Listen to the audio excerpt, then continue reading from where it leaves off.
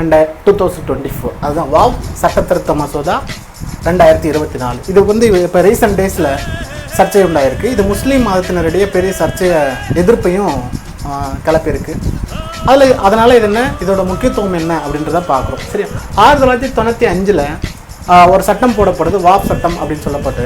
அது என்ன அப்படின்னு அது எதை பற்றி பேசுது அப்படின்னா, நம்ம இந்துக்கள், ஒரு எடுத்துக்காட்டாக ஒரு இந்துக்கள் இருப்போம். இப்போ இந்து மதத்தினர் என்ன பண்ணுவோம், கோயில்களுக்கு என்ன பண்ணுவோம், நம்ம சொத்தை வந்து தானமாக கொடுப்போம்.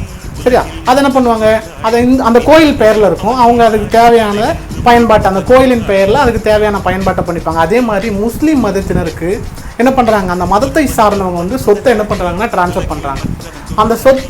அந்த சொத்துன்றது என்ன பண்ணுறாங்க, இவ்வளோ நாளாக என்ன பண்ணிட்டு இருக்காங்களா, அந்த முஸ்லீம் மதத்திலிருந்து தேர்வு செய்யப்பட்ட நபர்களே கையாண்டுட்டு இருக்காங்க. அது எதுக்காக பயன்படுத்துறாங்க, மசூதி கட்டுறதுக்காக பயன்படுத்துவாங்க, இல்லை ஸ்கூல் கட்டுறதுக்காக மாற்றுவாங்க, இல்லைனா கல்லறை, அந்த கிரேவியார்ட்